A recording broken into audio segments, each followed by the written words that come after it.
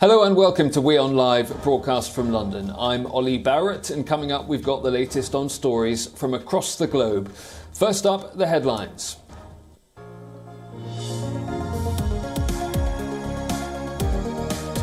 China battles a fresh COVID-19 outbreak. Despite strict curbs, China's coronavirus cases spiked to a nearly 3-month high, days ahead of the Communist Party conclave.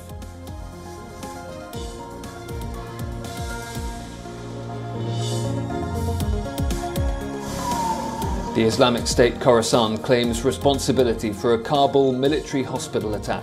A top Taliban commander, Maulvi Hamdullah Mukhlis, was killed.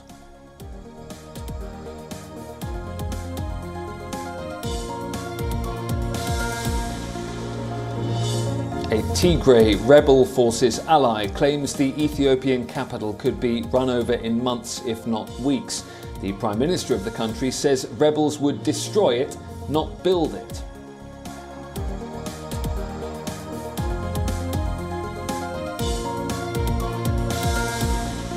In the United States, Republican candidate Glenn Youngkin wins Virginia in the governor's race. It's seen as a race that's an early verdict on President Joe Biden's first year in office.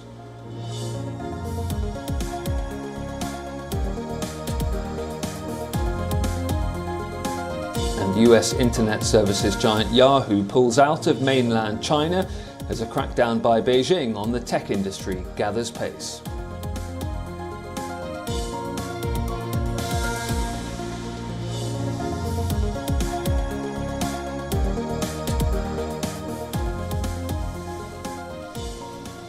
China is battling a fresh coronavirus outbreak. The highly infectious Delta variant is surging across several cities.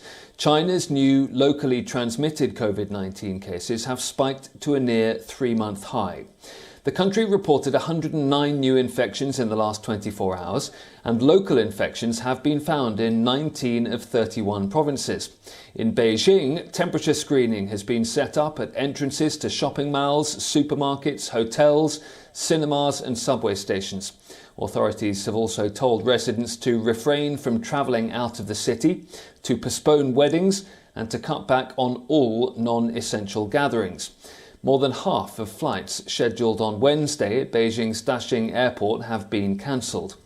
Outside of Beijing, new local infections were also reported in the north, northeast and northwest provinces. New cases were reported in the southwest provinces of Sichuan and Yunnan as well. In the last week, Shanghai Disneyland was suddenly shut down after one case of COVID-19 was discovered. More than 30,000 people were trapped inside the park, blocked from leaving until they tested negative. The park remains closed until further notice. The rise in infections comes just ahead of the Communist Party's Central Committee meeting scheduled for November the 8th onwards. It'll be the committee's 6th plenum before the next big party conference in Party Congress in 2022. President Xi Jinping is expected to push through a resolution that will cement his authority and strengthen his case for a 3rd term.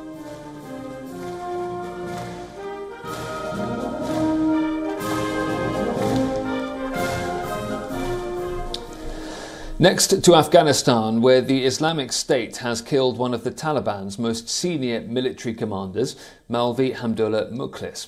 He was killed in an attack on a Kabul hospital on Tuesday. He's the most senior Taliban leader to be killed by the Islamic State since the Taliban seized control of the country in mid-August. 2 explosions followed by gunfire hit Afghanistan's biggest military hospital in Kabul on Tuesday. The Islamic State affiliate ISIS-K in Afghanistan has claimed responsibility. At least 25 people were killed and 50 others wounded. The Taliban has released a video of its operation at the attack site. Taliban special forces landed on the roof of the military hospital and entered the building to rescue those trapped and to eliminate the attackers. Maulvi Hamdullah Mukhlis was the commander of the Taliban's Badri Brigade, which reportedly played a key role in the Taliban's rapid victory over Afghan troops. He was one of the first to enter the Kabul presidential palace after the Taliban took power.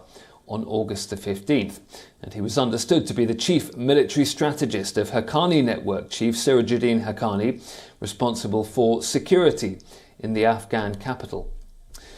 WION correspondent Anas Malik sent this report just a few minutes after the blast.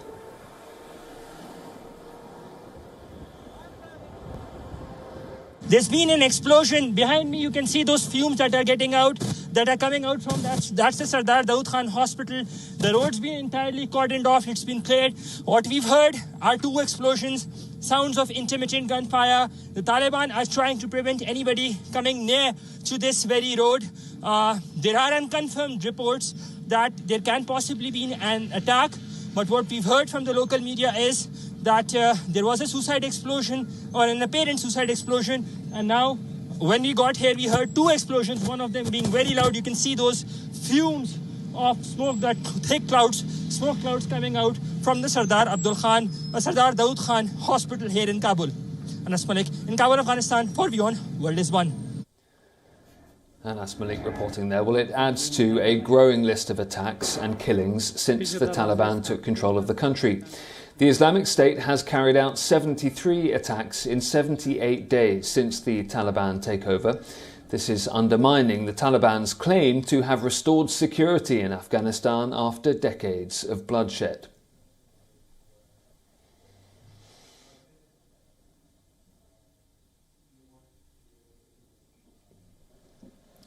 Staying in Afghanistan, and since the Taliban took hold of the country, young girls have been confined to their homes with their schools shut, and women have not been allowed to return to work.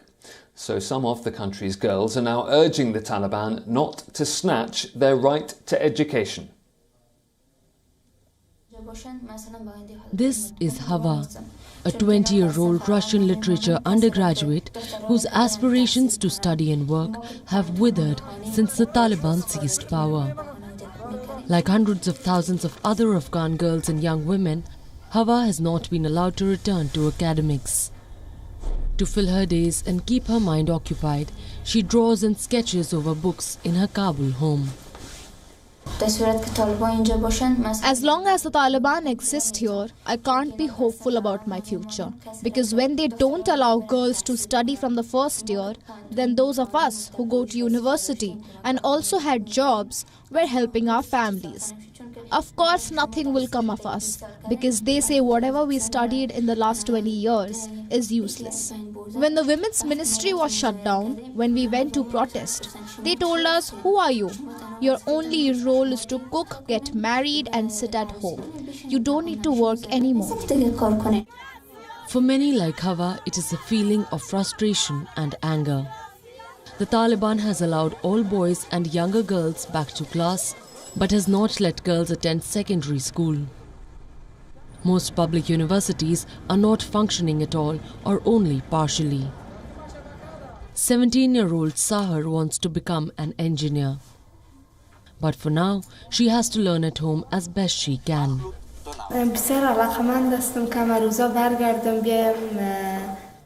I would love to come back to my class, resume my studies, to be with my classmates and teachers for our studies to start again, so that we can continue our studies and progress and serve our country.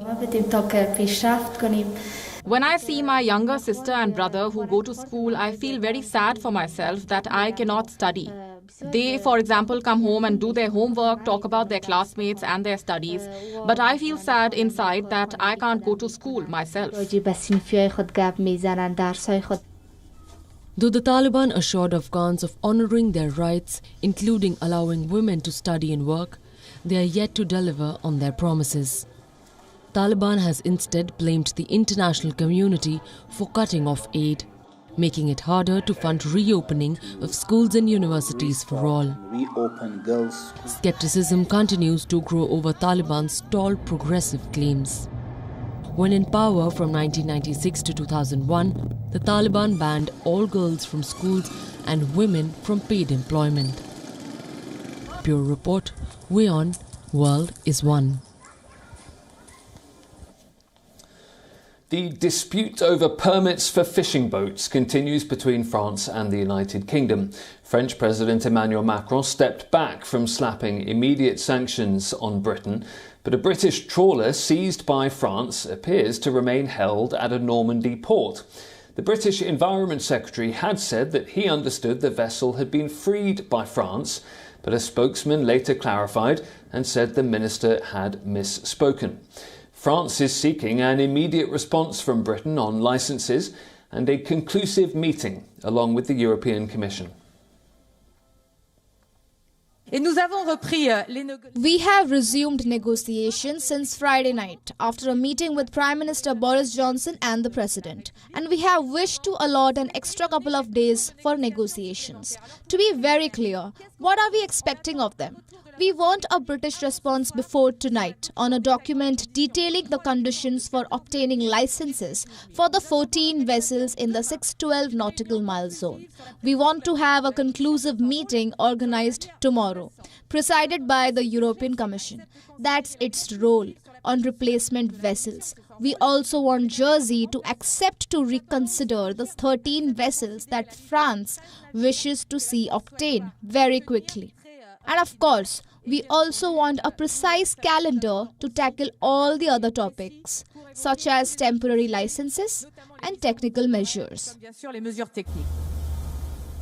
There was confusion early Tuesday about the fate of a British trawler held by French authorities and the state of a major fishing dispute between the two countries. British Environment Secretary George Eustace said he understood the vessel had been freed, but the boat's owner later said it was still being held at the French port of Le Havre. As of Tuesday morning, ship tracking data showed the vessel was still in France. It comes a day after French President Emmanuel Macron said his government was postponing sanctions against Britain. France alleges Britain has not honoured a post-Brexit deal on access to British fishing grounds. Macron warned France would retaliate by stepping up checks on trucks coming from Britain. He also said France would ban British trawlers from docking in French ports. Macron, who is in the UK attending a UN climate conference, told reporters Monday the French plan was on hold until they saw the outcome of renewed talks. Eustace said postponement of the sanctions marked a welcome move by Paris to step back from escalation. Ethiopia has declared a nationwide state of emergency. Residents of Addis Ababa have been urged to prepare to defend their neighbourhoods. It comes amid fears that rebels will head for the capital, that after several days of reported advances by the rebel group Tigray People's Liberation Front. It's been engaged in a brutal year-long war against Prime Minister Abiy Ahmed's government. Local media reports say that possible restrictions include a curfew, road closures and searches of anyone suspected of collaborating with the group. Authorities have been allowed already to conscript any military-aged citizen who has weapons. Media outlets believed to be giving moral support to the group directly or indirectly will be suspended. Abiy Ahmed has urged citizens to cooperate with law enforcement agencies. On Tuesday, officials in Addis announced new security measures for 5 million residents. They're required to register all firearms within 2 days. The TPLF says it's taken control of 2 key cities, Dessie and Kombolcha. The government's denied these claimed advances, but if the reports were confirmed, it would be considered a major strategic advance. United Nations Chief Antonio Guterres has joined international calls for an end to the fighting. He wants an immediate cessation of hostilities, unrestricted humanitarian access for urgent life-saving assistance, and an inclusive national dialogue. US President Joe Biden has, meanwhile, revoked a vital trade pact with the country over human rights concerns. The conflict started on November the 4th, 2020, when Prime Minister Abiy Ahmed ordered a military offensive against regional forces in Tigray. That followed months of instability between Abiy's government and leaders of Tigray's dominant political party. The fighting since has left thousands dead and 350,000 people living in famine conditions.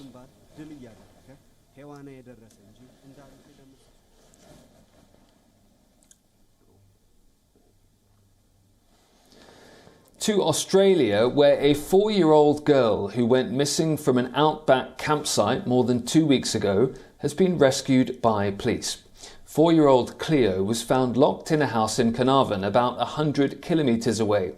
She's been returned safely to her parents. A man has been taken into custody in relation to the disappearance.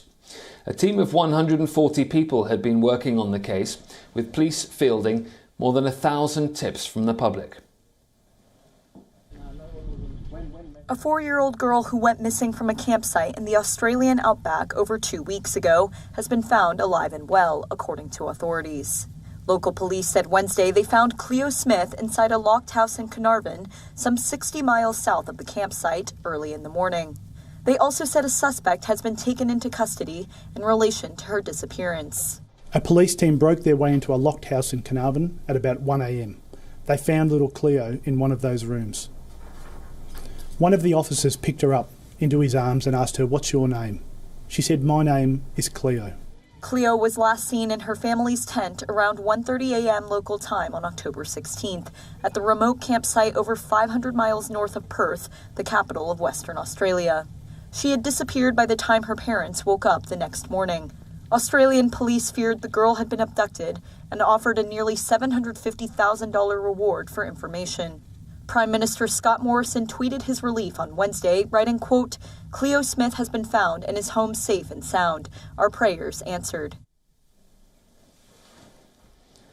After 2 at times tumultuous decades, tech company Yahoo has pulled out of China. Many of Yahoo's services were blocked anyway by the Xi Jinping government, but a recent crackdown on tech companies in China has complicated the matter further. In a statement, Yahoo China says that in recognition of the increasingly challenging business and legal environment in China, Yahoo's suite of services will no longer be accessible as of November the 1st. It went on to say, "We remain committed to the rights of our users and a free and open internet." It comes with Washington and Beijing at loggerheads over technology and trade. The US has put restrictions on telecom giant Huawei and other Chinese tech companies. The White House has accused these firms of sharing data with the Chinese government and even with its military. Beijing denies those claims and has in turn hit back at the United States. I think it's just in the content space, it's pretty clear that the Chinese government is not going to allow U.S. companies to operate in that space without heavy censorship and without heavy scrutiny of data, the kind of data they would be collecting, for example. And so therefore, those companies most of them have decided to to scale back or pull out entirely because that space is they don't see any hope for that space getting better in the near term. Yahoo is just the latest foreign tech company to exit China. Last month, Microsoft's professional networking platform LinkedIn said it would shutter its Chinese site. Google gave up many years ago. The Chinese government controls the market by forcing firms to censor content and removing anything deemed too political. China has built its own replacements, with the Baidu search engine filling one void. There is no Facebook, Instagram. Sothebys has put up a preciously curated collection of rare coloured diamonds and Russian royal gems. They were smuggled out of the country during the 1917 revolution for deep-pocketed collectors with an appreciation of historic gems. Sothebys auction block has a whole new collection of rare gems. Royal Russian jewellery, rare coloured diamonds, for those who have a deep appreciation for historical gems and even deeper pockets. They belonged to the Grand Duchess Maria Pavlovna of Russia, who was like the queen of the social life in St. Petersburg. She was the wife of the Grand Duke Vladimir, so the son of the Tsar, and she had a fantastic collection of jewels. She loved jewelry. And at the revolution, she will be one of the last Romanov to flee Russia in 1919. But before that, in 1917, she gave them to a gentleman she trusted, a British diplomat, Mr. Sothebys. Look at this rare orange-pink diamond. It weighs 25.62 carats. It is the star of the lot, estimated to fetch anywhere between $3.9 million to $5.9 million. Though the markets did bear the brunt of the pandemic and the subsequent lockdowns, it seems the pandemic led to the emergence of many buyers who are keen to get their hands on such rare pieces. So the market is currently very dynamic. I mean, after the pandemic, people are very keen to buy jewelry again and to buy something tangible that they can enjoy. We have a very good sale in May this year, and we have seen some very positive signals from all around the world in the market. This is a special collection featuring royal Russian pieces, most of which were smuggled out of Russia during the 1917 revolution. Like this exquisite oval sapphire, which once belonged to Grand Duchess Maria Pavlovna, the aunt of the last Russian Emperor Nicholas II. The story goes that she had entrusted this piece to her friend, British diplomat Albert Henry Stopford, who took them to London for safekeeping. They are now being sold by a European princely family, one of the other star money magnates of the lot. Bureau Report, WION World is One.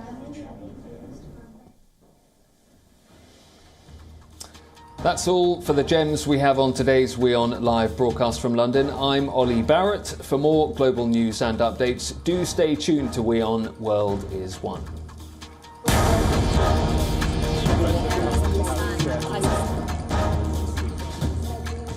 This is right, Arab.